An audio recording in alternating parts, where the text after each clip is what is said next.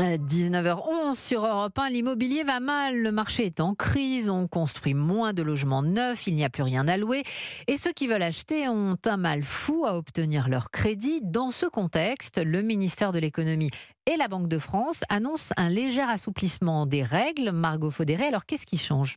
Alors, le taux d'endettement ne bouge pas, il reste à 35% du revenu. En revanche, c'est la durée du prêt qui va évoluer. Pour tous les ménages qui ont un projet immobilier avec de gros travaux de rénovation énergétique, ils pourront s'endetter sur 27 ans au lieu de 25 ans aujourd'hui.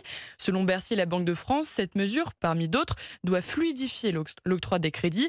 Mais pour Bérangère Dubu, qui est la secrétaire générale du syndicat professionnel des intermédiaires du crédit, c'est une non-décision. C'est des choses qui existaient déjà et je ne comprends même pas comment la Banque de France a eu l'outrecuidance de présenter ça comme une avancée. Je suis consternée. Voilà, comme vous l'avez compris, cette mesure ne fait pas l'unanimité.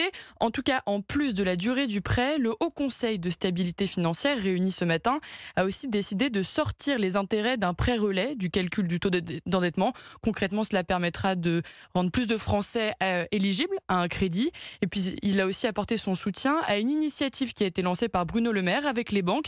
Il s'agit de la mise en place d'une procédure de réexamen des demandes de prêt pour ceux qui auraient été refusés une première fois. Margot Faudéré du service économie d'Europe 1. On réduit encore les coûts chez Spotify, le numéro 1 mondial des plateformes audio, et donc les effectifs. 1500 emplois vont être supprimés, soit 1 sur 6. Le groupe suédois avait déjà annoncé 600 suppressions de postes en janvier et 200 en juin dernier.